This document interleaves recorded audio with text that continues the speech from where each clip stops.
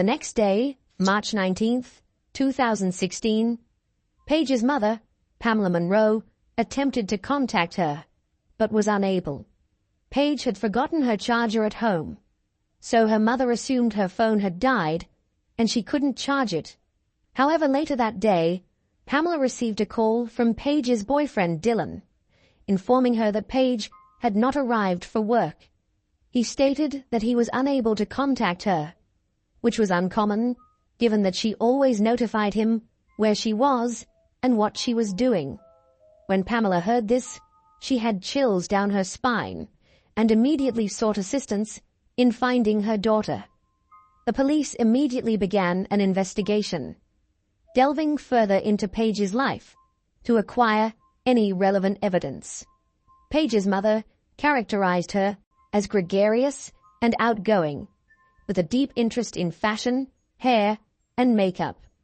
Paige was also quite active on social media, and she aspired to own a beauty salon one day, having already worked as a hairdresser. Paige, her mother, stepfather, and siblings lived in Clydebank. She also had an excellent bond with her biological father. Paige spent a lot of time with her close friends who shared her hobbies, in addition to her loving family. Paige's family and friends, together with Pamela, set up a Facebook page to collect information on where she might have gone. Unfortunately, no information was discovered about Paige's whereabouts. Meanwhile, the police conducted a thorough search for the teenager. They searched all the locations surrounding her friend's house, but she was nowhere to be seen. On March 21st, 2016, two pedestrians discovered Paige's body in a highly wooded area near Glasgow's access lane at Great Western Road, shattering all thoughts of seeing her smile again.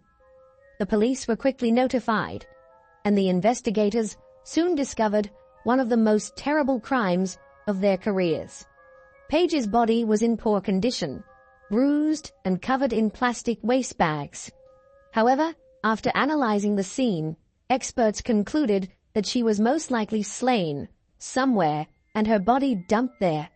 Even forensic professionals, who had seen many horrible cases, were taken aback by the extent of her injuries. Paige was not abused, according to the autopsy report, but she did incur many stab wounds to her neck and head. Most of the injuries were determined to be defensive in mentality. 43 of them, which were stab wounds, were to basically the head and neck area. The significant injury to that body was to the left-hand side of the neck. And beyond the stab wounds, there were approximately above 80, I think it was 85 incised wounds, which we would call a slashing movement. This implied that she must have fought for her life in the closing seconds. Investigators were now searching for a brutal killer rather than a missing adolescent. A killer who demonstrated such hatred toward a small girl posed a clear threat to society. While searching for the offender, the police discovered a critical lead on social media. This lead nearly seemed to fall into their laps. Investigators noticed a post from a 17-year-old Glasgow lad that tagged Paige's Facebook profile. In his horrible post, he openly claimed to have killed Paige and even uploaded a picture of himself licking a crimson liquid off a knife. Police raced to question him, but would it really be that simple? A self-proclaimed killer appears on social media, claims to have slain Paige, and the case is closed? Well, not quite. After an investigation, the authorities determined that the post was a twisted prank by the 17-year-old and had no connection to the murder. Posting a picture and claiming to have killed Paige was a callous attempt to incite Paige's family and law enforcement, who were working frantically to uncover the culprit. Although cops took action against the youngster, they were still looking for the real offender.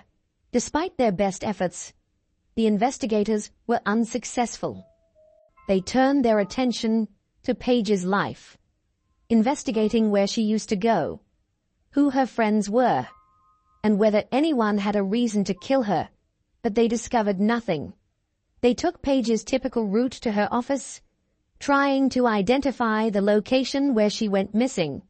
And they did. Paige worked part-time at a hairdresser in Clydebank and commuted there by bus. Before boarding the bus, she frequently purchased food at the 22 Fleming Avenue Market, where she was last seen. Officers arrived at the scene and began their investigation by interrogating shopkeepers and neighborhood neighbors. One of the merchants, Ashi Ahmed, recognized Paige and acknowledged to seeing her on the day she went missing. He stated she waved farewell to him and went on her way. Ahmed informed the cops that she went into a deli on the same row as his shop.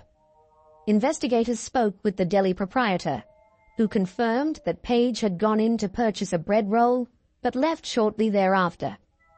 Investigators worked closely with Ahmed to get even the most basic information about Paige, as he was one of the last individuals to see her.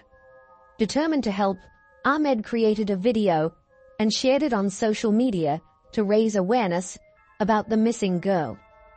I was one of the last guys to see Paige alive, and I put my hand up to wave to her and I says to her, "You alright?" And she was trying back, "I'm alright, and I'll see you later on, Ashley." And that was the last word. By this point, the authorities had obtained CCTV footage from Ahmed's shop that showed Paige's final known movements. Around 9:21 a.m., she was spotted walking in the vicinity and entering Delicious Deli, which is owned by John Leatham, as Ahmed had reported. However, something odd piqued the detectives' interest. As they examined the film, they discovered a startling fact. Paige was seen entering Delicious Deli, but never seen exiting, contradicting John's earlier allegation. Officers saw, on the CCTV footage from Ahmed's shop, that John, the deli owner, was regularly seen coming in and out. He was first seen outside the deli at 9:27 a.m., almost 1 hour after Paige was last recorded on camera. He parked his automobile just outside his deli. Then, at 9:58 a.m., he went into a nearby shop to buy something and returned within 5 minutes. At 10:03 a.m., John was observed outside again, placing something in his car's trunk before returning to his store. Throughout this time, the deli remained closed.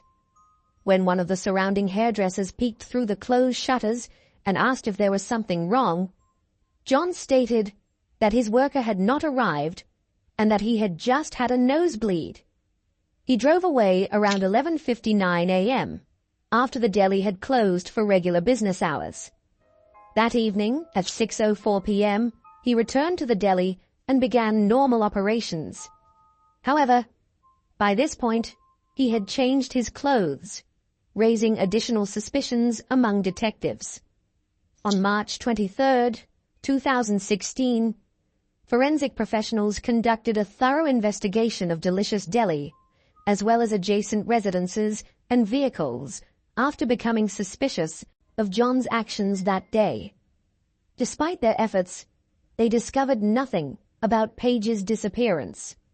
They also looked at the CCTV footage from John's shop, but Paige was never seen entering, which was extremely suspicious. Nonetheless, the police were leery about John Leatham's activities. On March 24, 2016, he was seized and taken in for interrogation. His interrogation began the next day, March 25th.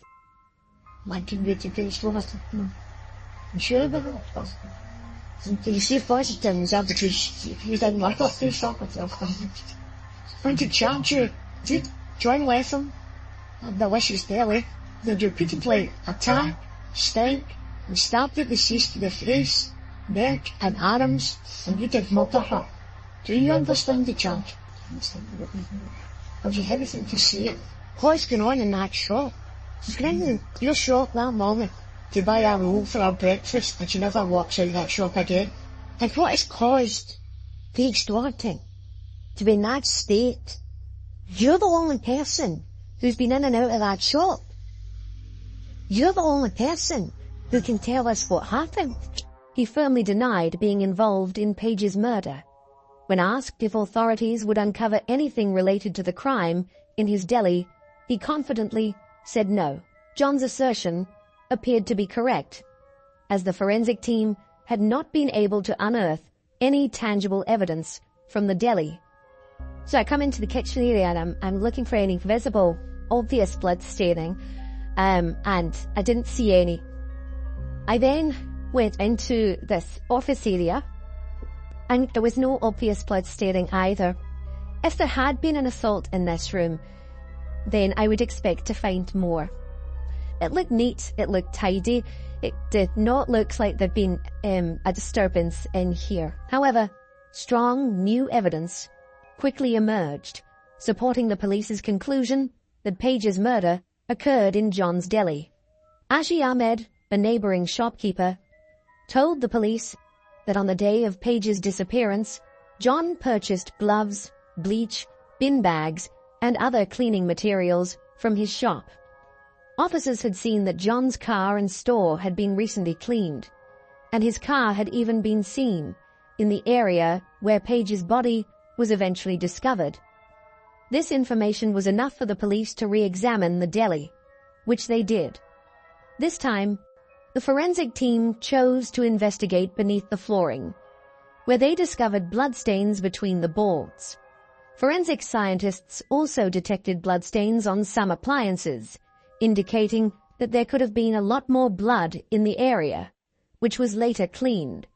With the new evidence, they had enough to arrest John Leatham. He was accused with Paige Doherty's murder on March 26, 2016.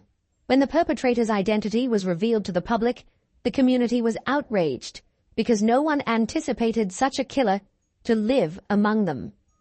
On September 5, 2016, John finally revealed that he had killed Paige. However, the motivation for his horrific conduct would prove to be much more astonishing than the crime itself. John stated that he killed Paige after she threatened to accuse him of inappropriate behavior. He claimed that Paige had walked into his deli and asked for a job, but he rejected since she was underage. John informed her that he would need to speak with her mother about the position, but she refused to listen.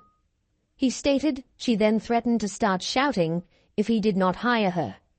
Panicked, John said he had no idea what to do because they were the only ones in the deli at the moment. John went on to say that his twin brother had previously been accused of identical allegations and experienced social shame. He didn't want to face the same destiny or end up on the sex offender list like his brother. He stated that he killed Paige out of panic at the time. Surprisingly, he also admitted that he had stored Paige's body in his garden shed before discarding it. He even went on a vacation to the Bahamas with his wife and 2 children the day after killing her. When he returned, he used the opportunity to dispose of her body. He defended his conduct by claiming that if he hadn't killed her that day, she would have harmed his reputation in the community. However, another question arose regarding his comments. Paige enjoyed her job as a hairdresser and was content there. So why would she suddenly want to work at a deli? Was John telling the truth? Or was he concealing something more sinister? Unfortunately, these queries go unanswered. Only 2 people know what happened that fateful day. One was killed, and the other appeared to be lying. On October 12, 2016, 7 months after Paige's murder, John pled guilty and received his sentence at Glasgow's High Court.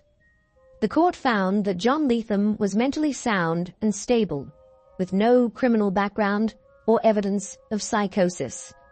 The judge referred to his crime as a brutal and furious attack. It is impossible to comprehend how an apparently happily married man with a young child who's running a successful business is capable of such an horrific level of violence. John was sentenced to at least 27 years in prison before being entitled to seek for parole. Paige's mother felt relief following John's conviction. However, in February 2017, John challenged his conviction, and his minimum sentence was reduced to 23 years. While John Latham was the only one punished in court, others had to suffer alongside him. John's wife and 2 children were forced to flee their home, owing to threats to burn it down.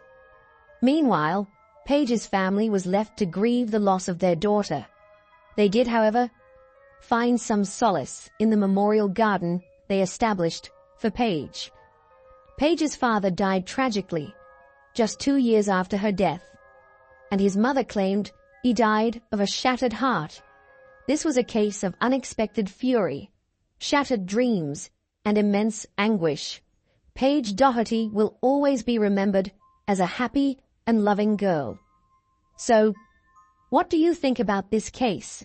Do you think John's motive for killing Paige was legitimate? If not, what do you believe actually happened?